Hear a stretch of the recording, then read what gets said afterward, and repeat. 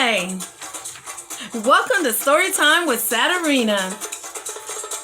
Today is day 5. Are you excited? I'm listening to African music, and this is the conga drums. Doesn't it sound wonderful?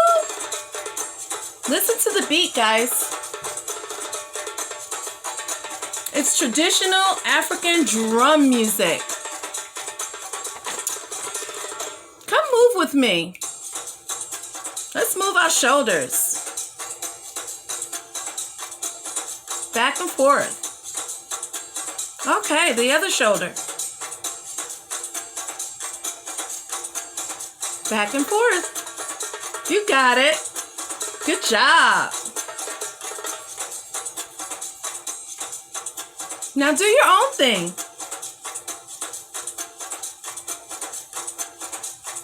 Great. Ooh, we better get started. All right. Thought I'd share that with you. Okay. All right. I have a very great read for you today. This one is about, do you know how Black History Month started? Well, let's meet the man who created Black History Month. His name is Carter G. Woodson, an African-American historian. He wrote Black Americans into U.S. history.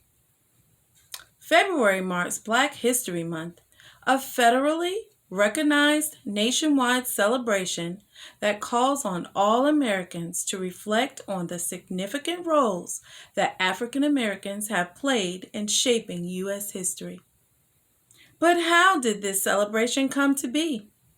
And why does it happen in February? The man behind the holiday, Carter G. Woodson, considered a pioneer in the study of African American history, is given much of the credit for Black History Month. The son of former slave Woodson spent his childhood working in coal mines and quarries. He received his education during the 4-month term that was customary for Black schools at the time. At 19, having taught himself English fundamentals and arithmetic, Woodson entered high school, where he completed a 4-year curriculum in 2 years. He graduated from Berea College in 1903 and went on to earn his master's degree in history from the University of Chicago. He later earned a doctorate from Harvard. How the holiday came about.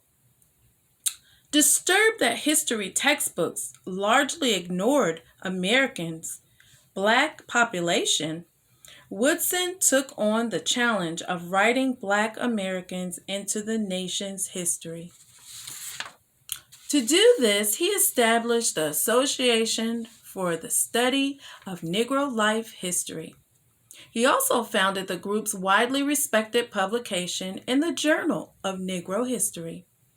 In 1926, Woodson developed Negro History Week.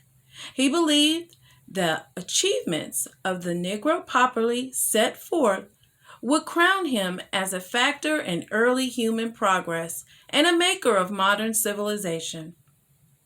In 1976, Negro History Week expanded into Black History Month.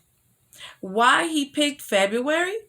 Well, Woodson chose the second week of February for his celebration because it marks the birthdays of 2 men who greatly influenced the Black American population. The first man was Frederick Douglass, who escaped slavery and became an abolitionist and civil rights leader. Though his birth date isn't known, he celebrated it on February 14th. The second one is President Abraham Lincoln, who signed the Emancipation Proclamation, which abolished slavery in America's Confederate States. He was born on February 12th. For his work, Woodson has been called the father of Black history. Now, if someone asks you, do you know how Black History Month was started? You can say, sure, I do. I know that Carter G. Woodson, he started it. All right, I hope you enjoyed that. Our next, this one is a biography of Mary Bowser. But let me tell you about the author. The author is Vashti Harrison. She wrote this biography. And let me tell you a little bit about Vashti Harrison. She is an artist and filmmaker with a passion for storytelling. She earned her MFA in film and video from the California Institute of Arts, where she snuck into animation and illustration classes to learn from Disney and DreamWorks legends. There, she rekindled a love for drawing and painting. Now she uses her love of both film and illustrations to craft beautiful stories for children. And that's what you'll see in this lovely book that she illustrated and wrote, Little Leaders, Bold Women in Black History. Let's get started. Mary Bowser.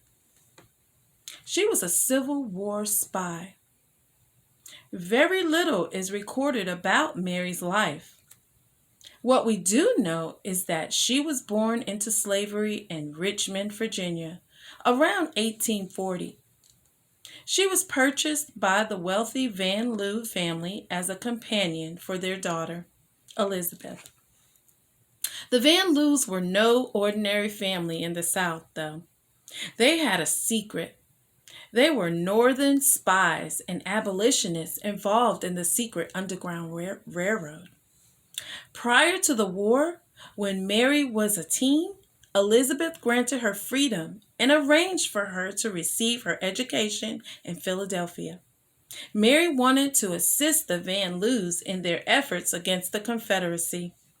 At the time in the South, it was illegal for a Black person to have an education or even to read. For that reason, no one would ever suspect Mary was a threat. As a slave, she could hide in plain sight. So she agreed to go undercover as a slave in Jefferson Davis's Confederate White House.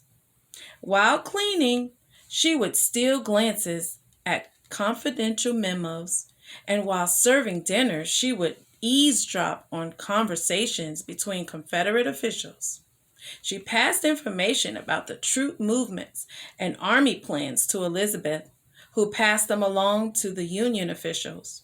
Rumor has it that Mary had a photographic memory and was able to read a page once and recite it back word for word.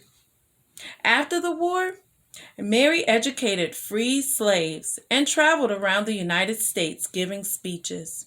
For a long time, she was careful to conceal her true identity, using a variety of aliases. Eventually, she disappeared completely, but she remembered in 1995, she was inducted into the Military Intelligence Hall of Fame. Mary Bowser.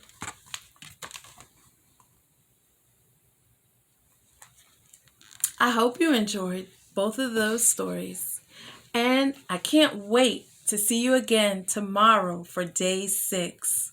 Have a great day. Bye-bye now.